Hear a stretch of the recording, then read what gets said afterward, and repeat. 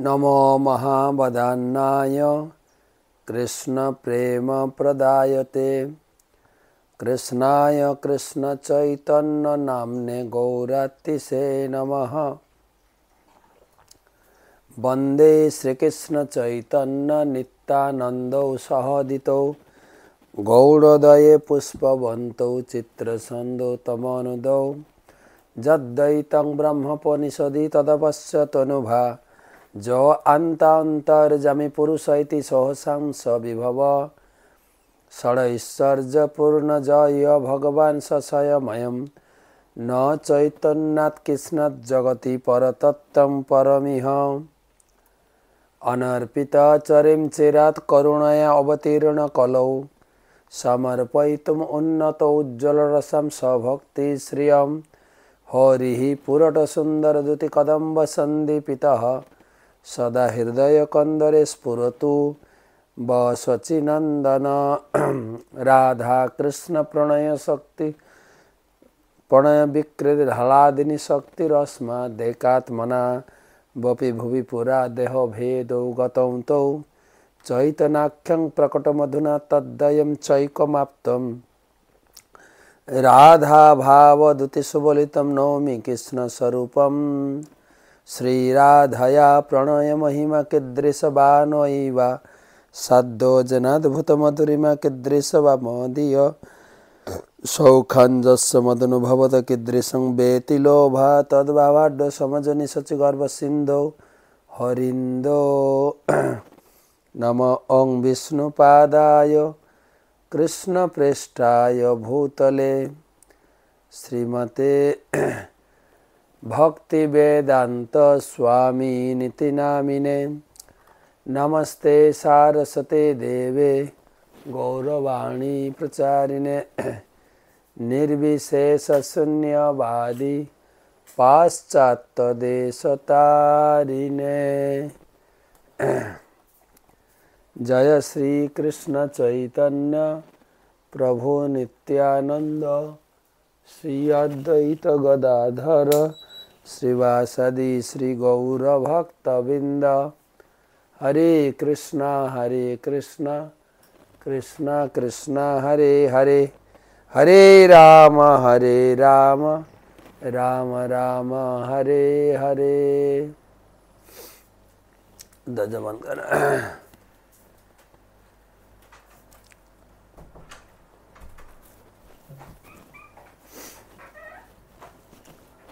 सुधी सज्जन मंडली, आज के गुरुवार श्री चैतन्य सुधा माधुरी चैतन्य चरितामृत महाकाव्य अष्टम परिच्छेदेर 21 श्लोक থেকে आलोचना करब।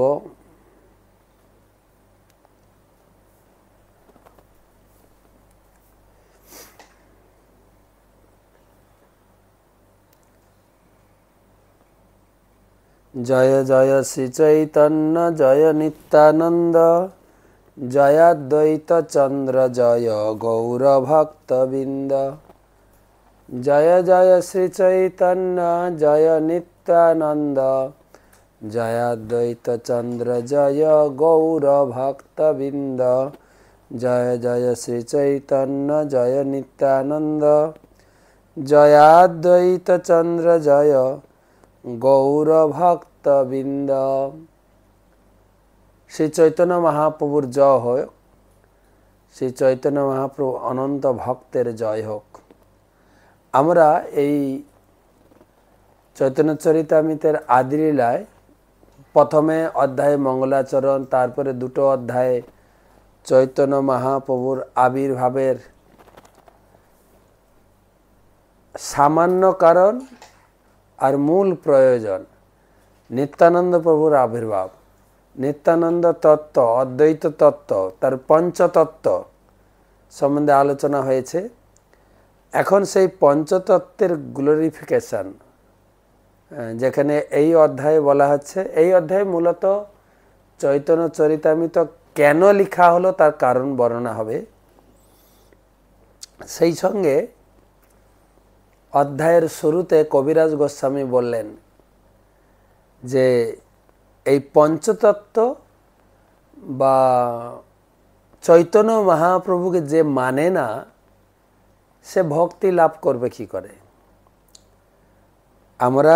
আমি এখন বলরাম দেশে আছি, তো এর আগে আমি পুরীতে ছিলাম, পুরী পরিক্রমা করছিলাম, যেখানে আমাদের গুরুবর্গ সন্ন্যাসীবর্গ আলোচনা করছিলেন চৈতন্য মহাপ্রভু আসার আগে জগতে প্রেম ধর্ম, বৃন্দাবনের ভাব, রাধা ভাব, গোপীদের ভাব, ব্রজবাসীদের যে প্রেম, এটা জগতে এত প্রচার ছিল না। মহাপ্রভু তো তিনি সন্ন্যাস গ্রহণ করে বৃন্দাবনে চলে যেতে চাইছিলেন, কিন্তু চলে এলেন পুরীতে। যে পুরীতে যে বৃন্দাবনের ভাব প্রকাশ করেছেন, আর সেই চৈতন্য চরিতামৃত বা চৈতন্য মহাপ্রভুর পদাঙ্ক অনুসরণ না করলে এটা ধরতে পারবেন না। তাই শিল প্রভুপাদ সারা বিশ্বে চৈতন্য মহাপ্রভুর মন্দির স্থাপন করেছে। এইখানে বাহারিনেও, যেটা গুরু মহারাজ নাম দিয়েছেন বলরাম দেশ, এখানেও গৌরনীতাইয়ের মন্দির, কৃষ্ণ বলরাম এবং রাধা বাহারিণেশ্বর, তিনটা সুন্দর অল্টার। তাছাড়া রয়েছেন নরসিংহদেব, প্রহ্লাদ মহারাজ এবং জগন্নাথ বলদেব সুভদ্রা মহারানী।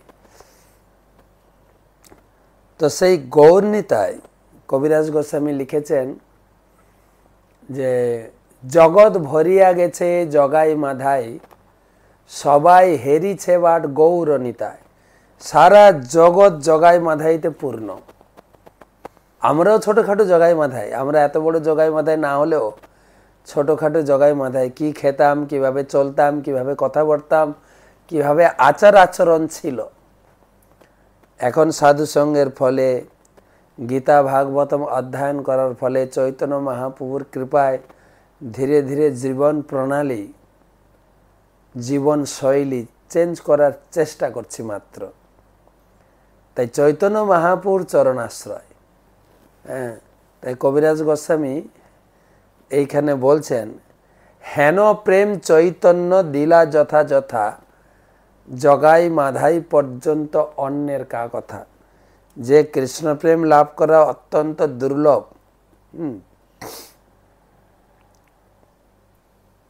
যেখানে এর আগের শ্লোকে বলেছেন যে নারদমণি যুধিষ্ঠির মহারাজকে বলছে, রাজন প্রতি গুরুরলম ভবতাম যদুনাম, দৈবং প্রিয় কুলপতি কচ কিঙ্করো বা, অস্তেব মঙ্গ ভগবান ভজতাম মুকুন্দ, মুক্তিম দদাতি কহির্চিত স্মন ভক্তি যোগম। যে ভগবান কে লাভ করা অত্যন্ত কঠিন। তিনি তোমাদের দূত রূপে, ড্রাইভার রূপে, আত্মীয় রূপে তোমাদের সঙ্গে রয়েছে। কেবল ভক্তি যোগেই তাকে লাভ করা যায়, এছাড়া অন্যত্র। তিনি ভক্তি দিতে পারেন, মুক্তি দিতে পারেন, কিন্তু ভক্তি দেন না। আর সেই ভক্তি প্রেম চৈতন্য অবতারে তিনি যেখানে সেখানে দান করেছেন। উদাহরণ দিয়েছেন জগাই মাধাই পর্যন্ত অন্যের কা কথা। এই পর্যন্ত আমরা পড়েছিলাম, আজকে 21 থেকে। স্বতন্ত্র ঈশ্বর প্রেম নিগুড় ভান্ডার, বিলাইল যারে তারে না কইল বিচার। এই চৈতন্য মহাপ্রভুর যে প্রেম নিগুড় ভান্ডার, এটা আবদ্ধ ছিল। আবদ্ধ জানেন, যখন জলধারাকে বাঁধ দিয়ে ঘিরে দেওয়া হয়, এইরকম প্রেমকে বেড়া দিয়ে ঘিরে দেওয়া ছিল। নিত্যানন্দ প্রভু আবদ্ধ করুণা সিন্ধু কাটিয়া মহান, ঘরে ঘরে বলে প্রেম অমিয়রবান। নিত্যানন্দ প্রভু সেই আবদ্ধ বেড়া দেওয়া বা বাঁধ দেওয়া, যে বাঁধকে কেটে খাল বানিয়ে এ প্রেমকে এই জগতে নিয়ে এসছেন, প্রত্যেকের কাছে পৌঁছাচ্ছে। আবদ্ধ করুণা সিন্ধু। এখানে যেখানে বলছেন স্বতন্ত্র ঈশ্বর প্রেম নিগুড় ভাণ্ডার, এটাকে আবদ্ধ করা ছিল। বিলাইল যারে তারে না কইল বিচার, কোনো বিচার নেই। এর আগে বলা হয়েছে যে যে জগায় মাধাই পর্যন্ত দিয়েছে। আর আমরাও দেখি ছিল প্রভুপাদ এই চৈতন্য চরিতামৃতের বর্ণনার সুযোগ নিয়ে সারা বিশ্বে, কোথায় আফ্রিকা, আমি গেছিলাম, আমার সৌভাগ্য হয়েছিল, জিবিসি আমাকে পাঠিয়েছিল আফ্রিকার আক্রা, ঘানাতে, যেখানে মানুষ কীরকম নিগ্র কালো, সারা শরীর যেন এশিয়ান পেন্ট করা কালো। যখন তারা কথা বলে দাঁতগুলো একটু সাদা দেখায়, আর ঘন্টার পর কীর্তন করে, আর এত সুন্দর তারা ভগবানের কাছে প্রার্থনা স্তুতি এত সুন্দর শ্লোক উচ্চারণ করে। আমি তো হতবাক হয়ে গেছি যে চৈতন্য মহাপ্রভুর কীরকম ইচ্ছা আজকে বিশ্বের অসমদেশীয় লোক, যারা কি বলবো এত অধপতি, যারা চাইনিজ লোক, তারাও ভগবানের প্রসাদ খাচ্ছে, হরিনাম করছে। হ্যাঁ, এগুলো দেখার বিষয়। অদ্যাপিহ দেখো সেই চৈতন্য নাম যেই লয়, কৃষ্ণ প্রেমে পুলকাশ্র বিহল সে হয়। এখনো পশু পাখি ঝুরে পাষাণ বিদরে, শুনি যার গুণগাথা। আচার্যগণ লিখেছেন। আমরা নজরুল গীতি শুনি, অনুজলটা গেয়েছেন, সখী সে হরি কেমন বল, নাম শুনে যার এত প্রেম জাগে, চোখে আনে এত জল। ভগবানের নাম শুনলেই, বিশেষ করে চৈতন্য মহাপ্রভুর নাম, অদ্যাপিও দেখো চৈতন্য নাম যেই লয়, কৃষ্ণ প্রেমে পুলকাশ্র বিহল সে হয়। এখনো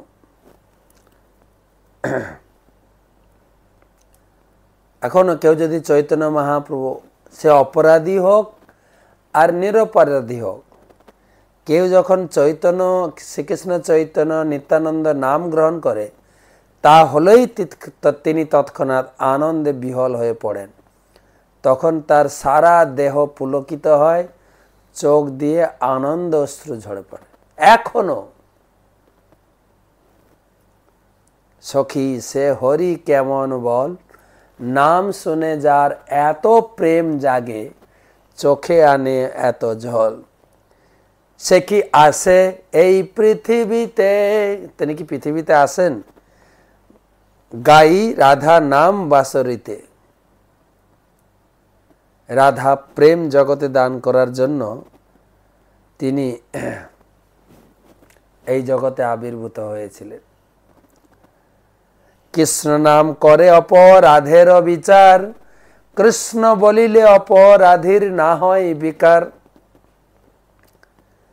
কৃষ্ণ নাম অপরাধীর বিচার করে, কিন্তু কৃষ্ণ নাম উচ্চারণ করলেও অপরাধীর চিত্তে ভগবত প্রেমের উদয় হয় না। কৃষ্ণ নাম, সেই জন্য 10 প্রকার অপরাধের কথা বলা হয়। যদিও বলা হয় ভগবানের নাম গ্রহণ করলে প্রেম জাগে, কিন্তু অপরাধ থাকলে সে প্রেম প্রস্ফুটিত হয় না। সেই জন্য এখানে বলছেন কৃষ্ণ নাম সহজে প্রেম দেন না। যেরকম আমরা বলা আছে চৈতন্য নাম নিত্যানন্দ নাম গ্রহণ করলেই চোখে জল আসবে, কই আমাদের চোখে জল আসে না তো।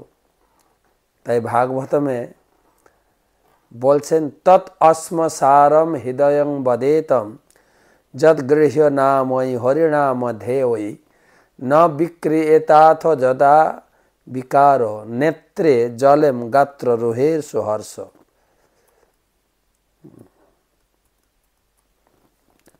হরিনাম গ্রহণ করলে যার হৃদয়ে বিকার, নেত্রে জল, গাত্রে রোমাঞ্চ না হয়, তার হৃদয়টা ইস্পাত বা লোহা দিয়ে মোড়া আছে। নাম প্রভুর চরণে অপরাধের ফলে এই অবস্থা আছে। অপরাধযুক্ত নাম, 4 প্রকার নাম বলে, নামাভাস, অপরাধযুক্ত নাম, অপরাধ মুক্ত নাম, শুদ্ধ নাম। তো আমরা এখন কোন নাম করছে বিচার?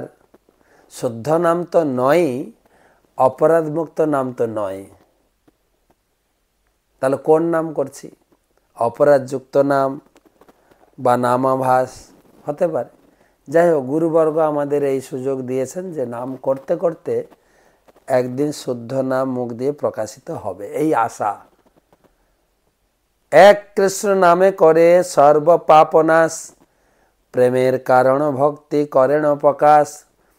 যদি নিরপরাধে হরিনাম সংকীর্তন করলে পাপ বিনষ্ট হবে এবং ধীরে ধীরে ভগবত ভক্তি এবং ভগবত ভক্তির ভাব প্রেম প্রকাশিত হবেই। প্রেমের উদয় হয় প্রেমের বিকার, সেদকম্প পুলকাদি গদগদা শ্রুধার। যদি প্রেম উদয় হয়, হরিনাম করতে করতে প্রেম উদয় হয়, তাহলে কি হবে? প্রেমের বিকার বাইরে লক্ষণ কি পাবে না? গায়ে অষ্টসাত্ত্বিক বিকার, কি সেদ, কম্প, পুলক, অশ্রু, সরভঙ্গ, এই বিকারগুলি আসবে। যেরকম আমরা গতকালকের ক্লাসে আলোচনা করছিলাম যে মহাপ্রভুর সেই প্রেমের ভাবাবেগে কিভাবে সমুদ্রের জলে ঝাঁপ দিয়েছিলেন এবং তার শরীর কিভাবে বিকৃত হয়ে পড়েছিল সেই জেলের তার স্পর্শে, তার ভিতরে তার ছোঁয়া লেগে, মহাপ্রভুর ছোঁয়া লেগেও জেলের গায়ে সেই ভাব প্রকাশিত হয়েছিল। কালকের কথা শুনেছেন সমুদ্রের কাহিনীতে। অনায়াসে ভবক্ষয় কৃষ্ণের সেবন, এক কৃষ্ণ নামের ফলে পাই এত ধন। অনায়াসে ভবক্ষয়, কৃষ্ণ নাম গ্রহণ করলেই ভব সংসার থেকে মুক্তির দ্বার খুলে যায়। শুধু কৃষ্ণ সেবা এবং কৃষ্ণ নাম গ্রহণে। হেন কৃষ্ণ নাম যদি লয় বহুভার, তবু যদি প্রেম নহে নহে অশ্রুধার। তবে জানি অপরাধ তাহাতে প্রচুর, কৃষ্ণ নাম বীজ তাহে না করে অঙ্কুর। যদিও এতটা সোজা, আবার কৃষ্ণদাস কবিরাজ গোস্বামী সেই ভাগবতমের শ্লোকটাকে তিনি বাংলা পয়ার করছেন। যদিও কৃষ্ণ নাম গ্রহণ করলে শরীরে পুলক, চিত্তের বিকার, প্রেমে গদগদ ভাব আসবে, কিন্তু তা যদি অপরাধযুক্ত নাম হয়, বারবার নাম গ্রহণ করলেও প্রেম আসবে না। কেন? হেন কৃষ্ণ নাম যদি লয় বহুবার, তবু যদি প্রেম নহে নহে অশ্রুধার, যদি প্রেম না আসে, অশ্রুধার না আসে, তবে জানি অপরাধ তাহাতে প্রচুর। তবে জানি অপরাধ তাহাতে প্রচুর, কৃষ্ণ নাম বীজ তাহে না হয় অঙ্কুর। মানে কৃষ্ণ প্রেমের বীজ অঙ্কুরিত এখনো হয়নি। এটা মানে ন্যাচারাল পন্থা। কিন্তু চৈতন্য নিত্যানন্দে নাহি এসব বিচার, নাম লইতে প্রেম দেন বহে আশ্রয়। কিন্তু কেউ যদি চৈতন্য মহাপুরুষ চরণাশ্রয় করে, নিত্যানন্দ প্রভু চরণাশ্রয় করে, তার কাছে প্রেম প্রকাশিত হবেই। গৌরাঙ্গ বলিতে হবে পুলক শরীর, হরি হরি বলিতে নয়নে ববে বীর। আর কবে নিতাই চাঁদের করুণা হইবে, সংসার বাসনা মর কবে তুচ্ছ হবে। বিষয় ছাড়িয়া কবে শুদ্ধ হবে মন, কবে হামহে রব শ্রী বৃন্দাবন। স্বতন্ত্র ঈশ্বর প্রভু অত্যন্ত উদার, তারে না ভজিলে কভু না হয় বিকার। চৈতন্য মহাপ্রভু হচ্ছেন স্বতন্ত্র পরমেশ্বর ভগবান, তিনি অত্যন্ত উদার।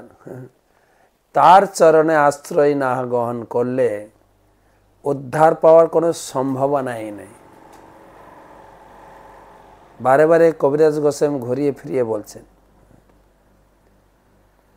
চৈতন্য মহাপ্রভু চরণ আশ্রয় করো এবং তার ভক্তদের রূপ রঘুনাথ পদে হইবে আকুতি কবে হাম বুঝ বসে যুগল পীড়িতি। এই চৈতন্য মহাপ্রভুকে ভালো করে জানুন, তার চরণে আশ্রয় গ্রহণ করুন। এখন কবিরাজ গোস্বামী বর্ণনা করবেন এই চৈতন্য মহাপ্রভুর দয়া বা চৈতন্য মহাপ্রভু সম্পর্কে বিস্তারিত আপনি কোথা থেকে জানবেন। ওরে মূঢ় লোক শোনা চৈতন্য মঙ্গল, চৈতন্য মহিমা যাতে জানিবে সকল। বলছেন হে মূর্খ, চৈতন্য মঙ্গল পাঠ করো। এই চৈতন্য মঙ্গল গ্রন্থটি পাঠ করলে চৈতন্য মহাপ্রভু সম্পর্কে ভালো করে জানতে পারে। চৈতন্য মঙ্গল বর্তমান নাম চৈতন্য ভাগবত, যেটা বৃন্দাবন দাস ঠাকুর বর্ণনা করেছেন। প্রভুপাদ লিখছেন শ্রীল বৃন্দাবন দাস ঠাকুর রচিত সে চৈতন্য ভাগবত প্রথমে চৈতন্য মঙ্গল নামে পরিচিত ছিল, কিন্তু পরে লোচন দাস ঠাকুর যখন চৈতন্য মঙ্গল নামে একটি গ্রন্থ রচনা করলেন, তখন বৃন্দাবন দাস ঠাকুর তার গ্রন্থের নাম পরিবর্তন করেন, যা এখন চৈতন্য ভাগবত নামে পরিচিত। চৈতন্য ভাগবতে শ্রী চৈতন্য মহাপ্রভুর জীবনী বিস্তারিত বর্ণিত হয়েছে এবং শ্রীল কবিরাজ গোস্বামী ইতিমধ্যেই বর্ণনা করেছেন। শ্রীল বৃন্দাবন দাস ঠাকুর যা উল্লেখ করেননি তা চৈতন্য চরিতামৃত গ্রন্থে তা বর্ণনা করেছেন। শ্রীল কৃষ্ণদাস কবিরাজ গোস্বামী যেভাবে চৈতন্য ভাগবত গ্রহণ করেছেন তা থেকে বোঝা যায় তিনি বৃন্দাবন দাস ঠাকুরকে তার গুরুরূপে গ্রহণ করেছিলেন।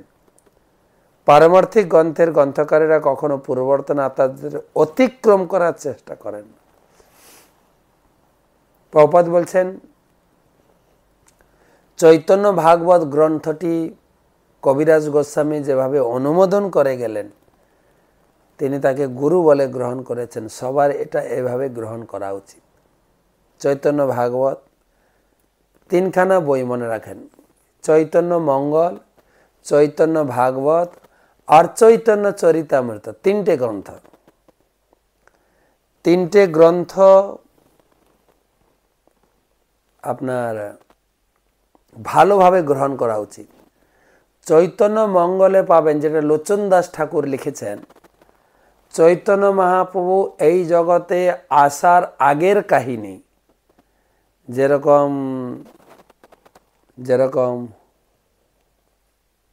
ব্রহ্মা এসে তপস্যা করলেন নবদ্বীপে, ইন্দ্র এসে তপস্যা করলেন, তারপরে সেই মহাপ্রসাদের কাহিনী যেখানে নারদ গিয়ে 12 বছর জগন্নাথের সেবা করেছিলেন, সরি লক্ষ্যের বাড়িতে চাকরি করেছেন, তারপরে এক মুঠি প্রসাদ পেয়েছেন, সে কাহিনী সব চৈতন্য মঙ্গলে পাবেন। মহাপ্রভু আসার পূর্ব পরিকল্পনা। আর বৃন্দাবন দাস ঠাকুর যে চৈতন্য ভাগবত লিখেছেন সেখানে পাবেন মহাপ্রভুর আদি লীলা, মানে মহাপ্রভু নবদ্বীপ লীলা, বাল্য লীলা, বাল্য চাঞ্চল্য আর বিদ্যাবিলাস। পণ্ডিত নিমাই পণ্ডিত বিদ্যা চর্চা করে কিভাবে তর্কে সকলকে পরাস্ত করতেন, সেই লীলা পাবেন। আর চৈতন্য চরিতামৃত তার বর্ণনা আসছে। চৈতন্য চরিতামৃত পাবেন মহাপ্রভুর সন্ন্যাস গ্রহণের পরে। তাই কবিরাজ গোস্বামী লিখছেন কৃষ্ণ লীলা ভাগবতে কহে বেদ ব্যাস, চৈতন্য লীলার ব্যাস দাস বৃন্দাবন দাস। বৃন্দাবন দাস ঠাকুর কে ছিলেন না, উনি কৃষ্ণলীলায় স্বয়ং ব্যাসদেব ছিলেন। মহাপ্রভু পুরো টিম নিয়ে এসেছেন কৃষ্ণ নাম প্রচারের জন্য। দেবতাকে নিয়েছেন, ব্রহ্মাকে নিয়ে এসেছেন, নারদকে নিয়ে এসেছেন, শিব ঠাকুরকে নিয়ে এসেছেন, ব্যাসদেবকেও নিয়ে এসছেন, পুরো টিম এসে একসঙ্গে কৃষ্ণ নাম প্রচার করেছেন। কৃষ্ণলীলা ভাগবতে কহে বেদ ব্যাস, চৈতন্য লীলার ব্যাস বৃন্দাবন দাস। বৃন্দাবন দাস কইল চৈতন্য মঙ্গল, যাহার শ্রবণে নাশে সর্ব অমঙ্গল। আপনি যদি চৈতন্য ভাগবত পড়েন, আপনি নিশ্চয়ই আপনার জীবনের, পরিবারের, সামাজিক সমস্ত অমঙ্গল থেকে মুক্ত হবেন। আমাদের সুখবর যে 3খানা বই আমাদের রয়েছে। আগে শুধু চৈতন্য চরিতামৃত প্রভুপাদ করে গেছিলেন, এখন আমাদের সংকীর্তন বিভাগ থেকে অরিজিনাল ব্যাসদেব মানে বৃন্দাবন দাস ঠাকুর যে চৈতন্য ভাগবত পয়ার ছন্দে লিখেছেন সেটা, এবং চৈতন্য মঙ্গল সেটাও, দুটোই যেটা অরিজিনাল শ্লোক সেটা প্রকাশিত হয়েছে বই। ওটা 1 খণ্ড করে, চৈতন্য ভাগবতও 1 খণ্ড, চৈতন্য মঙ্গলও 1 খণ্ড। কিন্তু চৈতন্য চরিতামৃত প্রভুপাদ বিস্তারিতভাবে তাৎপর্য দিয়েছেন, যার ফলে ওটা 4 খণ্ড, একটা বক্স। কিন্তু চৈতন্য ভাগবত, চৈতন্য মঙ্গল ওটা সিঙ্গেল বই, 1 খণ্ড। বৃন্দাবন দাস কইল চৈতন্য মঙ্গল, যাহার শ্রবণে নাশে সর্ব অমঙ্গল। চৈতন্য নিতায়ের যাতে জানিয়ে মহিমা, যাতে জানি কৃষ্ণ ভক্তির সিদ্ধান্তের সীমা। যেখান থেকে চৈতন্য এবং নিত্যানন্দ সম্বন্ধে বিস্তারিত জানা যায়, এবং কৃষ্ণ ভক্তি সিদ্ধান্তের সীমা, কৃষ্ণ ভক্তি যে কোন পর্যায়ে, হ্যাঁ, এই চৈতন্য ভাগবত পড়লে জানা যায়। তাই প্রভুপাদ তাৎপর্যে লিখছেন যে প্রত্যেকটি ব্যক্তির শ্রী বৃন্দাবন দাস ঠাকুর রচিত এই চৈতন্য ভাগবত শ্রবণ করা অত্যন্ত মঙ্গলপ্রদ। তাই প্রভুপাদের ভাষা, তাই জনসাধারণের পক্ষে শ্রীল বৃন্দাবন দাস ঠাকুরের চৈতন্য ভাগবত শ্রবণ করা অত্যন্ত মঙ্গলপ্রদ। কেননা তার ফলে তারা যথাযথভাবে ভগবত ভক্তি, শ্রীকৃষ্ণ, শ্রী চৈতন্য মহাপ্রভু, নিত্যানন্দ প্রভুকে জানতে পারবে।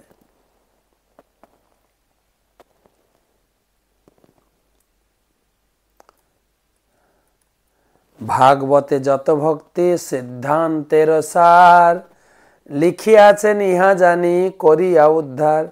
তিনি নিজে ভাগবতের লেখক। ভাগবত লিখতে গিয়ে যত সিদ্ধান্ত তিনি সেট করেছেন, একই ব্যক্তি বাংলা পয়ার ছন্দে তিনি এই চৈতন্য ভাগবত লিখলেন। ভাগবতের যত সিদ্ধান্তের সার লিখিয়াছেন ইহা জানি করিয়া উদ্ধার। ভাগবতের মূল সিদ্ধান্তকে তিনি চৈতন্য ভাগবতমে লিখে গেছেন। চৈতন্য মঙ্গল শুনে যদি পাষণ্ডী জবন, সেহ মহাবৈষ্ণব হয় ততক্ষণ। পাষণ্ডী কিভাবে বৈষ্ণবে পরিণত হল? কেবল চৈতন্য ভাগবত পড়ুন। প্রত্যেক ব্যক্তি বইটা সংগ্রহ করবেন, আপনি প্রত্যেকটি মন্দিরে পাবেন চৈতন্য ভাগবত গ্রন্থটি। একটা খণ্ডে আমার মনে হয় সম্ভবত 300 টাকা দাম মনে হয়। একটা খণ্ডে বই, সুন্দর, আর পয়ের ছন্দে গানের আকারে পড়ে যাবেন। চৈতন্য, আরেকবার পড়ছি, চৈতন্য মঙ্গল শুনে যদি পাষণ্ডী জবন। আরেকবার বলছে, এই চৈতন্য মঙ্গল মানে চৈতন্য ভাগবত কথা বলা আছে। কেন চৈতন্য মঙ্গলটা পরবর্তীকালে ব্যাসদেব নিজে চেঞ্জ করে নাম রেখেছেন চৈতন্য ভাগবত। চৈতন্য মঙ্গল শুনে যদি পাষণ্ডী আর জবন, সেও মহাবৈষ্ণব হয় ততক্ষণ। পাষণ্ডী জবনও মহাবৈষ্ণবে পরিণত হওয়ার রহস্য। মনুষ্য রচিতে নারে ঐছে গ্রন্থ ধন্য, বৃন্দাবন দাস মুখে বক্তা শ্রী চৈতন্য। কবিরাজ গোস্বামী লিখছেন যে এটা কোনো সাধারণ লোকের লেখা নয়, এটা চৈতন্য মহাপ্রভু স্বয়ং বৃন্দাবন দাস ঠাকুরের মুখ দিয়ে বলিয়ে লিখেছেন। বৃন্দাবন দাস মুখে বক্তা শ্রী চৈতন্য, মনুষ্য রচিতে নারে ওইছে গ্রন্থ ধন্য। অপূর্ব গ্রন্থ। আমি পুরো অংশ পড়ি নাই, কিছু অংশ পড়েছি।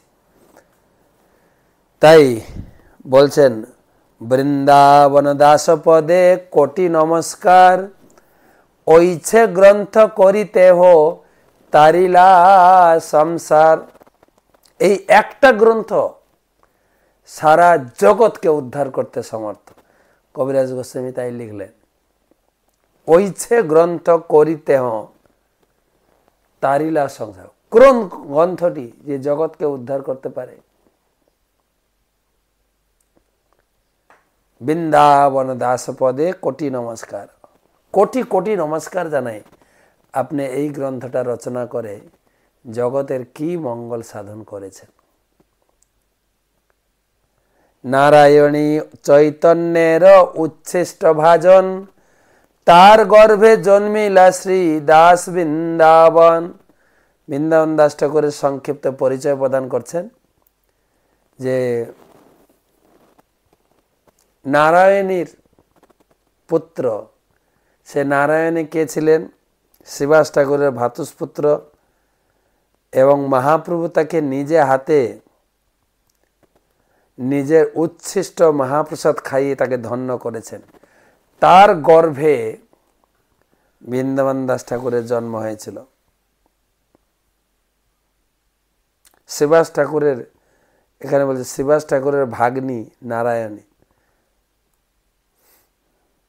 বৃন্দাবন দাস ঠাকুর নারায়ণের পুত্র রূপে আবির্ভূত হয়েছিলেন।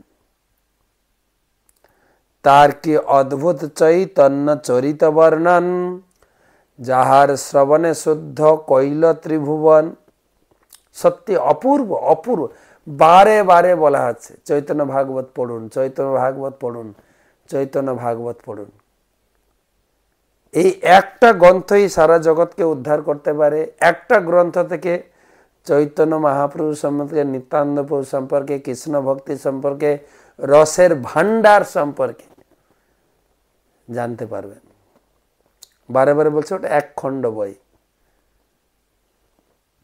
অতএব ভজলোক চৈতন্য নিত্যানন্দ, খণ্ডিবে সংসার দুঃখ পাবে প্রেমানন্দ।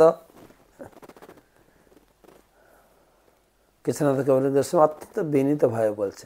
তাই আমি বিনীতভাবে সকলের কাছে আবেদন করছি যে আপনারা যেন শ্রী চৈতন্য মহাপ্রভু নিত্যানন্দ প্রভুর পদাঙ্ক অনুসরণ করে ভগবত ভক্তি অনুশীলন করুন। তার ফলে সংসার দুঃখ থেকে মুক্ত হওয়ার আশাও ভরসা করতে পারেন। কবিরাজ গোস্বামী লেখকের দৈন্যতা দেখেন। বৃন্দাবন দাস কইল চৈতন্য মঙ্গল, তাহাতে চৈতন্য লীলা বর্ণিন সকল। সে বৃন্দাবন দাস ঠাকুর চৈতন্য মহাপ্রভু সম্বন্ধে বিস্তারিত তিনি বর্ণনা করে গেছেন। সূত্র করি সব লীলা করিল গন্থন, পাছে বিস্তারিয়া তাহার কইল বিবরণ। তার লেখার ঢাঁসটা কেমন জানেন? প্রথমে সূত্র আকারে প্রত্যেক অধ্যায়ের শুরুতে সূত্ররূপে একটা অধ্যায়ের সার কথা বলে গেছেন, তারপরে বিস্তারিত।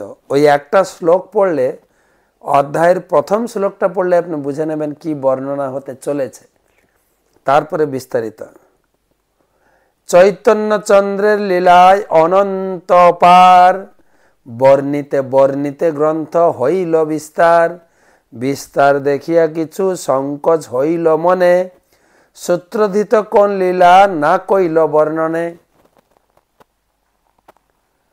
আর তিনি লেখা শুরু করেছেন তো চৈতন্য লীলা তো অনন্ত অপার। শুধু মহাপ্রভুর যে সন্ন্যাস গ্রহণের পরে শান্তিপুরে 10 দিন ওইটাই বর্ণনা করলে বড় বড় বই হয়ে যাবে। আর কিভাবে তিনি শান্তিপুর থেকে মায়ের অনুমতি ক্রমে মায়ের আশীর্বাদ নিয়ে সমস্ত ভক্তকে আশীর্বাদ করে তিনি শান্তিপুর থেকে কিভাবে হেঁটে হেঁটে তিনি পুরী পৌঁছালেন তার যে মাঝখানে বর্ণনা, হ্যাঁ, কিভাবে তিনি সে অম্বলিঙ্গ ঘাটে গেলেন, ওখান থেকে পিছলদা হয়ে তিনি জলেশ্বর, রেমুড়া, ভুবনেশ্বর, তারপরে ভার্গী নদীতে কিভাবে তার দণ্ড ভাঙা হলো, তারপরে ওখান থেকে কিভাবে দেউল দেখে মহাপ্রভু দৌড়ে দৌড়ে তিনি আঠারনালা পৌঁছালেন। আঠারনালাতে গিয়ে তিনি সরাসরি বললেন, আমি তোমার সঙ্গে আর তোমাদের সঙ্গে আমি যাচ্ছি না, হয় তোমরা আগে যাও, নাহলে আমি আগে যাব, নাহলে তোমরা আগে যাও আমি পরে যাব, নাহলে আমি আগে যাব তোমরা পরে যাও। অত্যন্ত রেগে গেছিলেন মহাপ্রভু, কেননা নিত্যানন্দ বাবু তার দণ্ড ভাঙিয়ে দিয়েছে। এই কাহিনী যদি শোনেন বা বর্ণনা করেন তো তাতেই আপনার একটা গ্রন্থ হয়ে যায়। আর কি বলবো যে মহাপ্রভু কিভাবে সার্বভৌম ভট্টাচার্যকে উদ্ধার করলেন তার কাহিনীও বিশাল, সংক্ষেপে দিয়ে গেছেন। কিভাবে তিনি পুরী থেকে দক্ষিণ ভারত প্রচারে গেলেন, প্রতিটা মুহূর্তে কবিরাজ গোস্বামী লিখে গেলেন, আমি যা সংক্ষেপে দিয়ে গেলাম। বারে বারে তিনি স্বীকার করেছেন। তো বিস্তার বর্ণনা, তো চৈতন্য লীলা অনন্ত অপার, বর্ণিতে বর্ণিতে গ্রন্থ হইল বিস্তার। বিস্তার দেখিয়া কিছু সংকোচ হইল মন, সূত্র করি সূত্রধৃত কোন লীলা না কইল বর্ণন। নিত্যানন্দ লীলা বর্ণন হইল আবেশ, চৈতন্য শেষ লীলা রহিল অবশেষ। চৈতন্য মহাপ্রভু শেষ লীলা বাকি থেকে গেছে। সেই সব লীলার বর্ণনা, সেই সব লীলার শুনিতে বিবরণ। চৈতন্যের শেষ লীলা রহি বৃন্দাবন বাসী ভক্তের উৎকণ্ঠিত মন। তো কবিরাজ গোস্বামী বলতে চাইছেন যে এইভাবে বৃন্দাবন দাস ঠাকুর বর্ণনা করতে করতে গ্রন্থ অনেক বড় হয়ে যায়, সেই চিন্তা করে কিছু কিছু লীলাকে সংক্ষেপ করে গেছেন। আর শেষের দিকে তো তিনি ছিলেন নিত্যানন্দ প্রভুর শিষ্য, নিত্যানন্দ প্রভুর মহিমা বর্ণনায় প্রবেশ করে গেলেন, আর চৈতন্য লীলার শেষ থেকে গেল, আর বর্ণনা হলো না, ছেড়ে দিলেন। সেই সব লীলা শোনার জন্য বৃন্দাবনবাসী ভক্তরা আমাকে আবেদন করলেন। তারা জানতে চাইলেন চৈতন্য মহাপ্রভুর এই সন্ন্যাস গ্রহণের পরে যে বিস্তারিত লীলা আমরা শুনতে চাই। সেটাই কবিরাজ গোস্বামী তিনি কিভাবে লিখলেন। রঘুনাথ দাস গোস্বামীর কর্চা, তারপরে মুরারি গুপ্তের কর্চা, তারপরে জগদানন্দ পণ্ডিতের প্রেম বিবর্ত, বিভিন্ন জায়গায় ভক্তদের কাছ থেকে নোট কালেকশন করেছেন। তারপরে তিনি বৃন্দাবনে যে বিখ্যাত বিগ্রহ মদন মোহনের কাছে গেছেন, মদন মোহনের কাছে আজ্ঞা চেয়েছেন, কিভাবে মদন মোহন আজ্ঞা দিলেন। এবং বৃন্দাবনের সমস্ত সিনিয়র বৈষ্ণবরা যারা মহাপ্রভুর সঙ্গে ছিলেন তাদের কিছু কিছু নোট, রূপ গোস্বামী, সনাতন গোস্বামী তাদের নোট, রঘুনাথ দাস গোস্বামী, আর যারা যারা বেঙ্কট ভট্ট গোস্বামী, সবার নোট কালেকশন করে ধ্যান করে তিনি প্রথমে গেলেন সবার আশীর্বাদ নিয়ে মদনমোহন মন্দিরে। মদনমোহন মন্দিরে গিয়ে হাত তুলে প্রার্থনা করলেন, এই অসাধ্য সাধন করার জন্য আপনার আশীর্বাদ প্রার্থনা করি। যেই প্রণাম করলেন, মদনমোহনের গলার মালা খুলে কবিরাজ গোস্বামীর গলায় পড়ে। এই বিস্তারিত আলোচনা পরের সপ্তাহে আমরা করব, এক সপ্তাহ পরে। অপূর্ব, যেরকম বৃন্দাবন দাস ঠাকুর চৈতন্য ভাগবত লিখেছেন যে বৃন্দাবন দাস মুখে বক্তা চৈতন্য, চৈতন্য মহাপ্রভু স্বয়ং তার নিজের চরিত্র বৃন্দাবন দাস ঠাকুরের মাধ্যমে লিখিয়েছেন। এখানেও সেই রকম ছিল কৃষ্ণদাস কবিরাজ গোস্বামী। তিনি কিভাবে চৈতন্য চরিতামৃত লেখার অনুপ্রেরণা পেলেন, কে লিখালেন তিনি বলছেন আমি এটা লিখি নাই, আমার লিখন যেন শোকেরও পঠন। কি দৈন্যভাবে প্রকাশ করেছেন, এটা শুনলে আমাদের চৈতন্য চরিতামৃত পড়ার প্রতি আগ্রহ জাগবে আর আসল ভাব আমরা খুঁজে পাব। তো আজকে তো এইখানে টাইম হয়ে গেল, তো এই পর্যন্ত রাখি 49 শ্লোক পর্যন্ত। তারপর থেকে আমরা পরের সপ্তাহে আলোচনা করব। শ্রী চৈতন্য মহাপ্রভু কি জয়। শুভরাত্রি।